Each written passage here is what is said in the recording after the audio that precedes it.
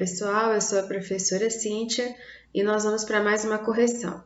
É a semana 3 do PET volume 6 do 6º ano do ensino fundamental. Nessa semana 3, nós vamos trabalhar com a localização de pontos, de pares ordenados no plano cartesiano. Então, aqui no começo, o PET ele traz um exemplo do que é um plano cartesiano.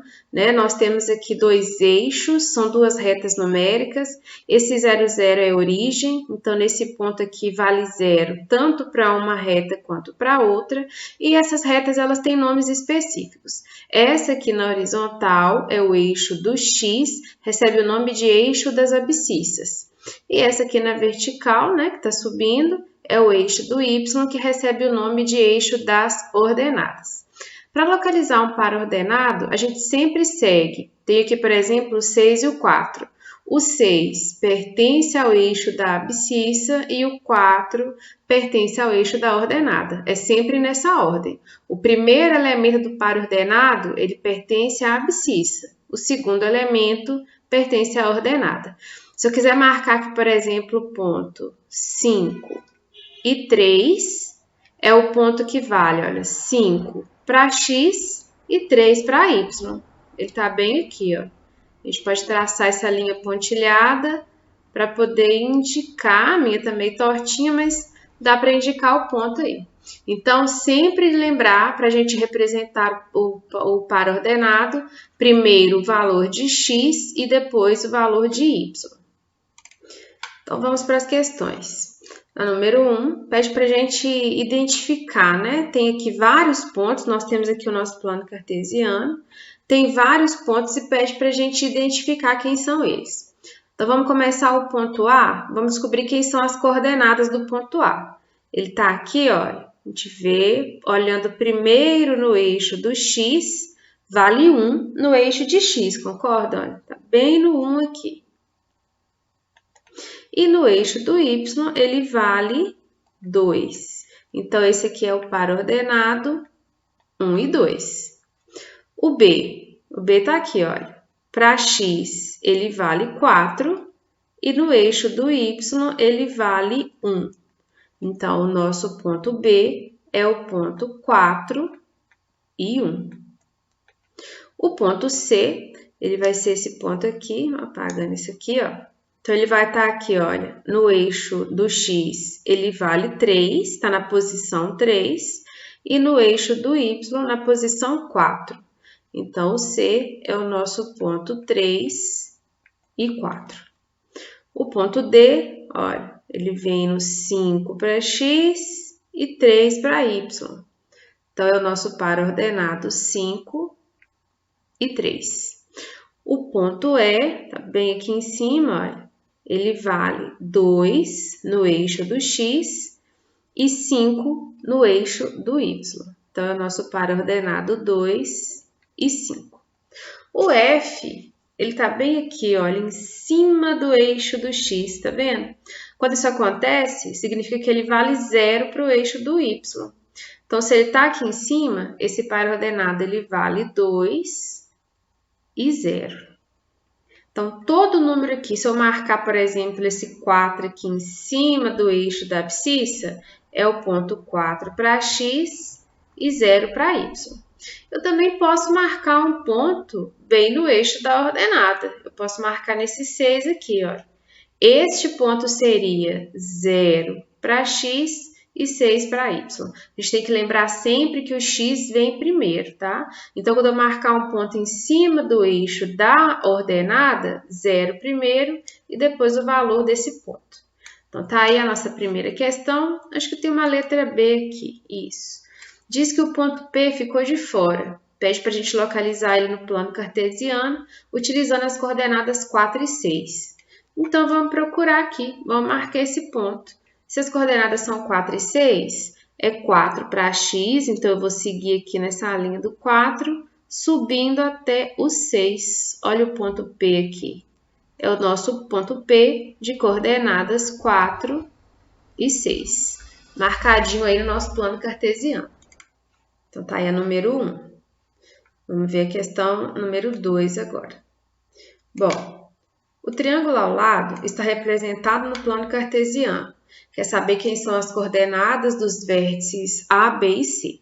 Então, no triângulo, o vértice olha, é esse encontrozinho aqui. Cada pontozinho desse aqui, que está representado por uma letra, é um vértice do nosso triângulo. Então, vamos ver o vértice A, em quais pontos ele está. Olha, ele está aqui no ponto 2 para X, 3 para Y. Então, o ponto A é o ponto 2 e 3. É o par ordenado 2 e 3. O B, no X aqui, ele vem bem aqui no 4. Ó. E aqui no eixo do Y, ele está vindo no 6. Então, o nosso B é o par ordenado 4 e 6. Por último, o nosso vértice C, ele está aqui, olha, bem no 10 aqui para o eixo do X e para 1 no eixo do Y, né? No eixo da ordenada. Então, o nosso C é o ponto 10 e 1. Vou limpar isso aqui. Aqui os nossos pontos marcadinhos. A questão número 3 diz que o esquema ao lado representa o bairro da Marri. Cada interseção de retas perpendiculares representa um cruzamento entre duas vias. A Marri partiu de sua casa, caminhou em linha reta por 4 cruzamentos no sentido norte e depois caminhou novamente em linha reta por 2 cruzamentos no sentido leste. Então, pede para construir sobre a imagem um plano cartesiano com eixos, né, com seus eixos coordenados, considerando a posição inicial da Marri como a origem 0, 0. Então, olha, como aqui onde a Marri está é o ponto 0 e 0, ela é a origem do nosso sistema. Então, aqui, ó, nós vamos ter o eixo do X, é o eixo da abscissa, e aqui nós vamos ter o eixo do Y, que a gente já viu que é o eixo da ordenada. Então, aqui no eixo do X, olha, nós temos 1, 2, 3, 4. Então, em cada linha dessa aqui eu estou marcando um ponto. Aqui também, olha, no eixo da ordenada, 1, 2, 3, 4, aqui bem em cima da igreja, e 5. Aí depois pede para desenhar o trajeto feito pela Marri. O trajeto dela foi o seguinte, ó. Ela vai seguir... São 4 cruzamentos no sentido norte. O norte é para cima, né? Então, o norte é nesse sentido aqui, ó. Então, ela sai do ponto dela, ela vai andar 1, 2, 3, 4 cruzamentos. É bem até a igreja aqui, né? E depois ela anda mais 2 cruzamentos na direção leste. A direção leste é essa aqui, ó. Aqui é o leste. Então, ela vai andar aqui 1, 2. Ela vai parar bem onde? Bem na sorveteria, né? Então, tá aí mais bonitinho o desenho, né? Então, essa lista azul aqui, olha, essas 2 retinhas azuis, representam aí o trajeto feito pela Marri. E quer saber onde ela chegou, né? Qual o par ordenado que indica aí a localização dela no plano cartesiano. Então, ela tá bem na sorveteria, que é o ponto 2 para X, e 4 para Y. Então, esse é o ponto onde a Marri se encontra. A número 4 pede para a gente observar aí o plano cartesiano e localizar esses pontos aí. Então, vamos começar a marcar os pontos. O ponto A é 2 e 5. Então, é 2 no eixo X e 5 no eixo do Y. Então, tá aqui o nosso ponto A. O ponto B, então, o A já foi. Ponto B, 3 e 7, então 3 para X, 7 para Y. Tá aqui o nosso ponto B. Ponto C, 2 e 3, então 2 para X, 3 para Y. Ponto C. Ponto D, 1 e 4. 1 no X, 4 no Y. Tá aqui o ponto D também. O ponto E é 3 e 0, então é 3 para X e 0 para Y. Está bem aqui no eixo da abscissa. O ponto F é 3 e 4. 3 para x, 4 para y, está aqui o ponto F. O ponto G é 4 e 6. Então, 4 e 6. Está bem aqui o G. O H é 2 e 8. Então, aqui da linha do 2 no X até o 8, no eixo da ordenada, é o nosso ponto H. O ponto I é 3 e 7. É o mesmo aqui do B, né? Repetiram aí o ponto. Tá marcado já. E o J é 6 e 7. Então, 6 para X até o 7 para o eixo do Y. Tá aqui o nosso ponto J, todos eles marcados aí no nosso plano cartesiano. A letra B pede para a gente traçar as retas que passam pelos pontos indicados. Então, a gente quer uma reta R que passa nos pontos A e B. Então, eu estou aqui, olha, com a régua posicionada nos pontos A e B. Vou passar ela aqui, ó. Então, esta reta aqui é a reta R. Vamos ver o que a mais está pedindo. Depois que a reta S que passa nos pontos C e D. Então, eu estou aqui em cima do ponto C e D. Vou traçar a minha reta. Depois, pede para traçar a reta nos pontos E e F. Então, eu vou marcando as cores aqui, olha, que eu estou traçando a reta. Vamos pôr o nome dela aqui, essa é a reta S. E agora eu vou posicionar a régua nos pontos T, E e F. Então, aqui, posicionei em cima do E e do F. Vou traçar a minha reta T. Então, a reta T nós fizemos de azul. A próxima reta vai ser a reta U, passando pelos pontos G e H. Então, vou posicionar minha régua. Então, vamos lá, aqui, ó, do H até o G, passei essa retinha verde aqui. É a nossa reta U. Vou pôr o nome dela aqui também, é a reta U.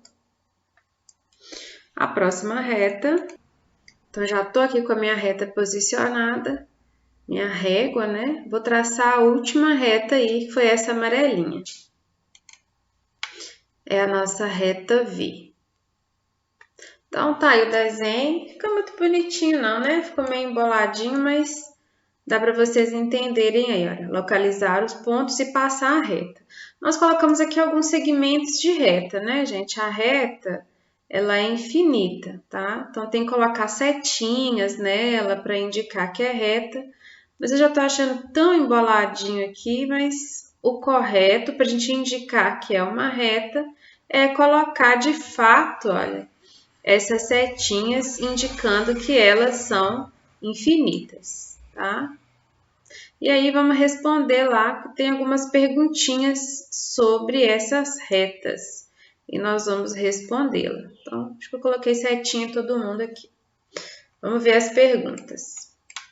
A letra C pergunta o que pode dizer sobre a posição relativa às retas, né, que foram desenhadas. Bom, a gente olhar aqui, ó, a gente tem algumas coisas que a gente pode observar. Essa reta T, por exemplo, aqui, ó, a gente prolongar ela vai ser perpendicular a essa reta V. Elas vão se encontrar, retas perpendiculares são retas que fazem isso aqui, ó.